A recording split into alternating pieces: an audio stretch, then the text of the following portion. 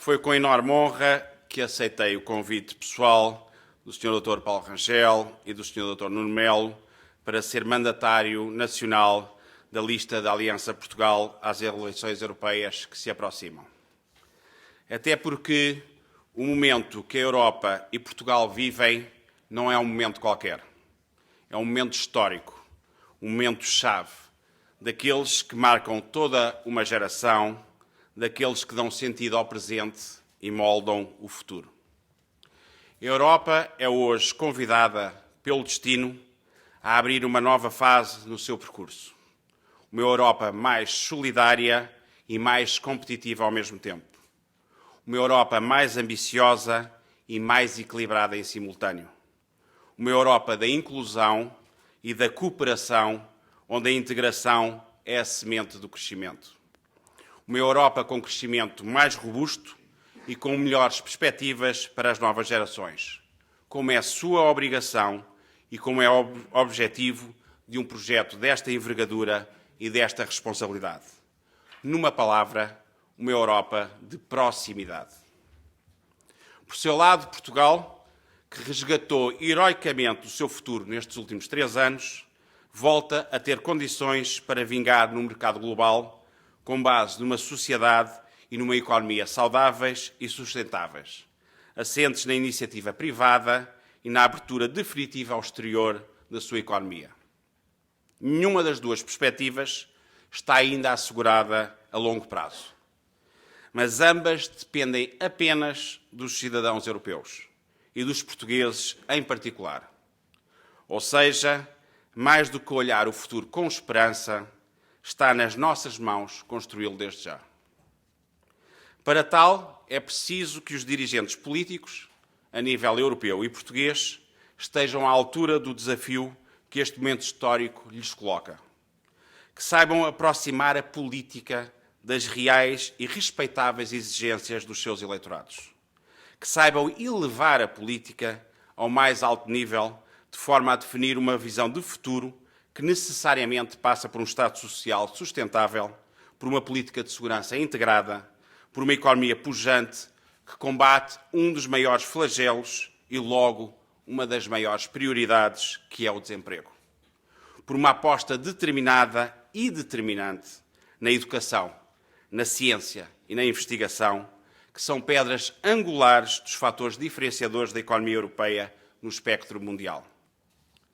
Nestas eleições europeias, joga-se muito do que marcará a nossa vida nos próximos anos. O seu resultado definirá se a Europa compreendeu que tem de ser mais solidária porque a sua força vem do seu equilíbrio. Se a Europa compreendeu que tem de ser mais competitiva porque o seu desenvolvimento vem do seu crescimento. E o seu crescimento vem da sua competitividade. Não tenhamos dúvidas sobre isso. Se a Europa compreendeu, em última análise, que a sua força vem do todo e não da mera soma das partes. Mas também, se a Europa compreendeu que tem de estar ainda mais próxima dos seus cidadãos, porque a sua legitimidade real e até a perenidade do próprio projeto europeu vem da identificação ativa dos seus cidadãos, não só com o seu projeto, mas também, acima de tudo, com a sua prática e com a sua eficácia. Em paralelo, Portugal e os portugueses reconquistaram com muito esforço e muito sacrifício a sua honra e a sua dignidade no palco europeu. Numa palavra, mostramos que somos capazes. Nestes 3 anos, mostramos que somos capazes de corrigir em tempo recorde excessos e erros de décadas que nos levaram quase à falência como país. Mostramos que é possível reduzir despesa pública, reduzir o déficit orçamental, reduzir o déficit externo, reduzir o desemprego e aumentar as exportações com base no princípio nuclear da responsabilidade orçamental.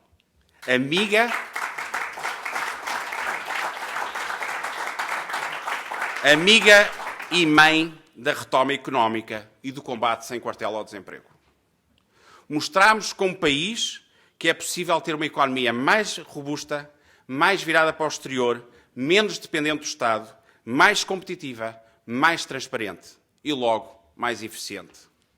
Mostramos que é possível começar a reformar o Estado, tornando-o mais ágil e mais amigo do investidor, começando a debelar custos de contexto estruturais e a combater uma burocracia asfixiante. Mostramos que somos um país altamente atrativo para os investidores externos, com um posicionamento geoestratégico privilegiado, com recursos humanos altamente qualificados, com infraestruturas logísticas e de comunicação de excelência, com setores económicos altamente inovadores, que vão dos mais tradicionais aos de ponta a nível mundial. Na política, como na vida, o que vale é o que se faz, não o que se promete. E muito menos, e ainda pior, o que se promete sabendo que não se pode cumprir. Nestes anos, mostramos também como país que temos empresas que sabem conquistar os mercados mais exigentes a nível mundial, com base na investigação e desenvolvimento, na inovação e na qualidade, para além da competência e track record ao mais alto nível. Os sinais de que o país está a começar a dar a volta por cima estão aí a despontar. E acredito que se vão continuar a afirmar e a consolidar nos próximos anos. As exportações estão a crescer de forma sustentada, quer a nível dos bens, quer a nível dos serviços. E, em muitos casos, apenas recentemente as nossas exportadoras começaram a entrar em certos novos mercados com alto potencial. Temos mais exportadores, maior valor acrescentado nacional nas nossas exportações.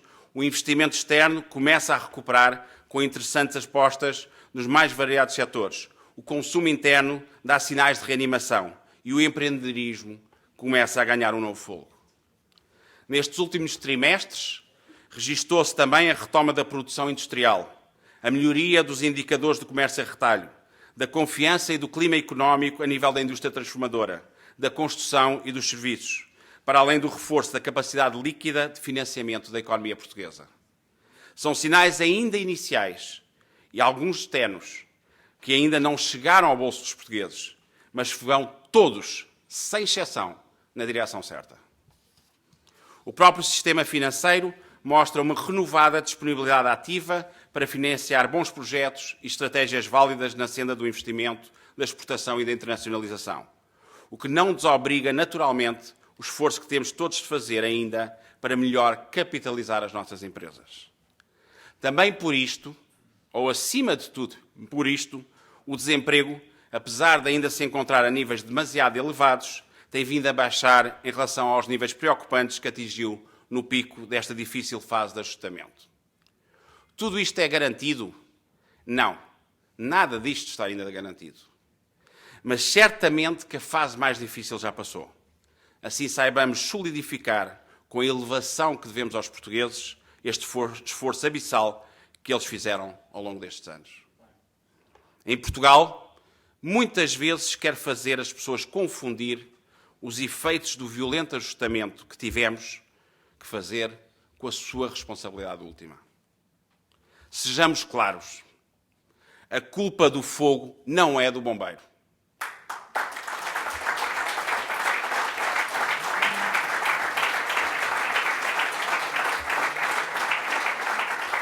Que sentido faria penalizar o bombeiro pelo fogo que outros atearam ao longo de décadas? Mas, talvez não seja avisado dispensar o bombeiro antes do rescaldo estar bem controlado, até para nos assegurar que o fogo não volta mais a acender.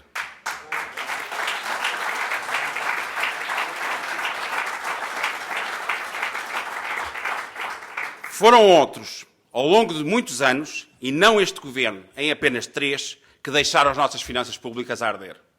Mas foi este governo, sim, que reduziu os 3 fogos que nos ameaçavam consumir como nação.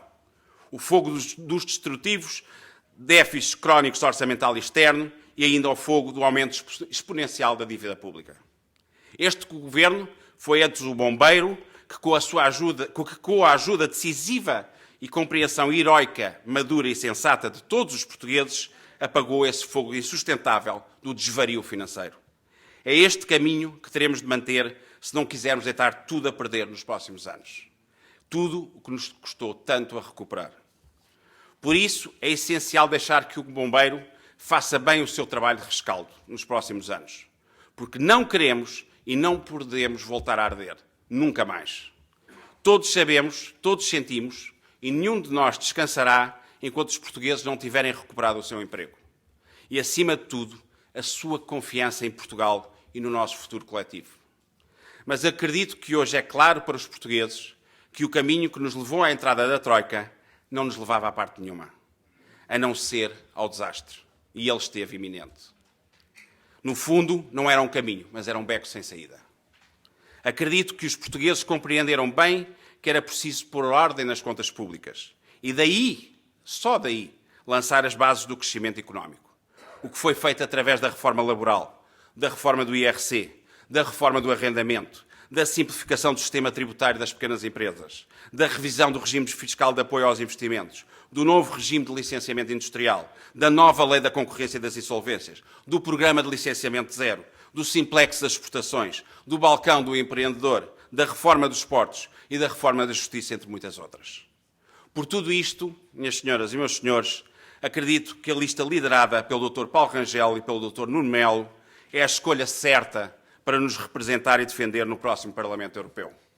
Porque são pessoas com provas dadas, da mais alta craveira, respeitadas a nível europeu e profundamente conhecedoras da agenda europeia. Espero e acredito que vão ser dignos da escolha dos portugueses. Para mais, num momento crítico em que se irá discutir na Europa, entre outros temas importantes, a aplicação do programa Horizonte 2020, onde Portugal aposta nos eixos da qualificação dos recursos humanos, na inovação, na internacionalização das empresas e ainda no equilíbrio regional. Tudo isto torna a escolha que vamos fazer particularmente importante. Este será o tempo, de uma vez por todas, como aqui já foi dito, de dar passos definitivos no caminho da União Bancária, que já tarda e que é essencial para descontaminar as nossas empresas do risco soberano, quando elas têm o mesmo perfil de risco e potencial de crescimento das suas congêneres europeias. Este será o tempo da importante, como também foi referido, negociação da parceria transatlântica de comércio e de investimento entre a Europa e os Estados Unidos, que vai sedimentar uma política comercial de abertura de mercados, de segurança jurídica acrescida dos investimentos, de reforço do acesso a esses dois centros de crescimento mundiais e de partilha de conhecimento. Estou convencido que esta parceria com os Estados Unidos, o nosso sexto maior mercado de exportações e o segundo extracomunitário, vai beneficiar particularmente as nossas PMEs, que passam assim a ter ainda maior e melhor acesso a um mercado gigante, quer em termos privados, quer em termos de contratação pública. Este será também o tempo de afirmar na Europa a força e o potencial de setores âncora da nossa economia, como o mar e a floresta, o turismo e a saúde, aliás, cada vez mais interligados, a energia, cujo novo corredor ibérico para a Europa é crítico, e os centros de serviços partilhados de grandes grupos europeus, que cada vez mais procuram Portugal como plataforma para os continentes europeu e africano. E ainda setores como o automóvel e o aeronáutico, o têxtil e o calçado, o mobiliário e o agrícola e agroindustrial, além da metalomecânica, máquinas e equipamentos, moldes e mármores, entre muitos outros.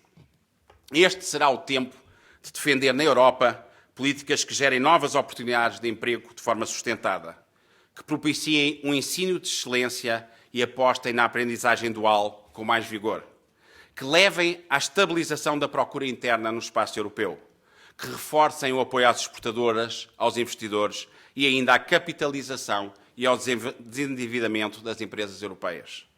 Este será o tempo de apostar ainda mais a nível europeu no reforço do mercado único digital, na redução e da fragmentação e duplicação da investigação, na eficiência energética e na mobilidade, na reindustrialização da Europa e no valor económico da língua, na redução e simplificação da carga administrativa, entre muitas outras prioridades para o fomento do crescimento e do emprego. O caminho que percorremos até aqui e o caminho que nos propomos percorrer a partir daqui, nesta nova fase que se inaugura do chamado pós-Troika, implicará necessariamente uma nova visão para o nosso país. Implicará necessariamente novas prioridades e novos objetivos que ajudem a consolidar o trabalho feito pelos portugueses, que rasguem novos horizontes de um modelo de desenvolvimento social e de crescimento económico ambicioso e ao mesmo tempo justo. Com a lista liderada pelo Dr. Paulo Rangel e pelo Dr. Nuno Melo, tal como com o governo liderado pelo Dr. Pedro Passos Coelho e pelo Dr. Paulo Portas, nós sabemos porque tivemos que vir por aqui, face ao estado em que lhes entregaram o país. Sabemos onde estamos e, acima de tudo, sabemos para onde queremos ir. Como povo e como nação, não desistimos ao longo destes anos difíceis que atravessamos. Nem claudicamos, nem hesitamos. E, acima de tudo, cumprimos. Os portugueses, como mais uma vez se viu, não são de baixar os braços. Não se dobram nem se vergam. Mas também não aceitam incompetência e muito menos embarcam em falsas facilidades. Para ser franco, não consegui até hoje perceber qual era a tal outra melhor alternativa ao percurso seguido. E com melhor alternativa não me refiro aos objetivos que são comuns a todas as forças políticas. Proteção do Estado Social, crescimento da economia, combate ao desemprego, aligeiramento da carga fiscal, entre outros. Nisso estamos todos de acordo. E bem, o que penso que até hoje não ficou claro para os portugueses é como é que se pode atingir estes objetivos com meras promessas de abrandamento do esforço de consolidação orçamental, sem que se explique onde se reduz despesa acrescida ou se vai buscar receita adicional para compensar certas propostas simpáticas, mas irrealistas. Sem que se clarifique como teria sido possível gerar mais e de forma mais rápida crescimento económico com os constrangimentos a que estivemos sujeitos. A resposta mais óbvia talvez seja a de que não havia outra melhor alternativa. A da responsabilidade orçamental, como aliás se vai percebendo também em França, em Itália e em Espanha, seja quem for o governo em causa. A vantagem dos momentos de verdade, como aqueles que vivemos estes anos, é que a realidade fica completamente exposta. As alternativas ficam cristalinamente claras e os resultados começam a ficar nítidos. E a verdade é que Portugal conseguiu chegar ao fim do exigente programa de ajustamento económico e financeiro. A verdade é que a troika está de saída. A verdade é que as exportações estão a subir. A verdade é que o investimento está a recuperar. A verdade é que o desemprego está a abrandar. A verdade é que a economia está a começar a crescer. Alguns perguntarão, mas a que preço? Um preço elevado, sem dúvida. Mas então, e nesse caso, façamos o favor de apresentar a fatura a quem nos trouxe ao longo de décadas até a entrada da troika em Portugal. Não a quem nos ajudou a tirá-la de cá. Não é uma questão de política, é uma questão de justiça. Não é uma questão de eleitoralismo, é uma questão de verdade. A Europa, meus amigos e minhas amigas, para terminar, tem futuro como um bloco político, social e económico coeso, equilibrado e competitivo. Portugal tem futuro como um país de gente válida e bem preparada, com uma economia aberta, internacionalizada e competitiva, menos dependentes do Estado e com uma sociedade equilibrada e humana. Assim saibamos escolher quem nos dirige e quem nos representa, mesmo que esses tenham tido a tarefa ingrata de corrigir os erros dos outros, arcando com o ónus do ajustamento, quando é precisamente desse ajustamento que é novamente lançada a rampa para o crescimento que desejamos e merecemos no futuro. Antes arcarmos com o ónus do ajustamento do que com o ónus da falta de coragem de recuperar o país.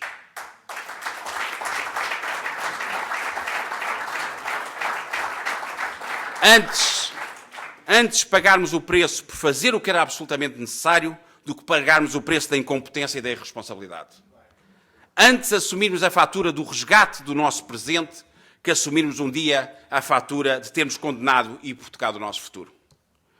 Uma nota final para referir que creio que temos todos a obrigação para com os portugueses, já a partir das eleições europeias e da saída da troika, sem perder mais tempo, sem calculismos, sem subterfúgios políticos, de inaugurarmos uma nova fase no país. Os portugueses não compreenderiam e, acima de tudo, não perdoariam que as principais forças políticas não se entendessem sobre as prioridades do chamado pós-troika, como e no sentido do que muito bem tem apelado o Sr. Presidente da República. Até porque procurar um consenso estratégico sobre o nosso futuro coletivo não é sintoma de se estar a anular a política. É sinal, sim, de que se está a procurar elevar a atividade política no seu sentido mais nobre e no seu momento mais importante. Não há tempo a perder. Com tanto que há ainda por fazer a nível de reformas estruturais e a nível da construção conjunta de um compromisso mínimo sobre as prioridades máximas do país, que me parece impensável que esse mesmo compromisso nacional seja adiado ou congelado até às legislativas de 2015. O país não pode esperar e muito menos pode parar. Devemos isso aos portugueses. Felizmente, temos nesta lista às eleições europeias gente que acredita em Portugal e na Europa. Gente de convicções fortes, de preparação sólida. Gente com coragem e com determinação. Gente honrada e respeitada. Gente com provas dadas ao mais alto nível. Arriscar-me é mesmo a dizer gente do melhor que Portugal produz. E isso é o mínimo que os portugueses esperam e o mínimo que os portugueses merecem. Por Portugal.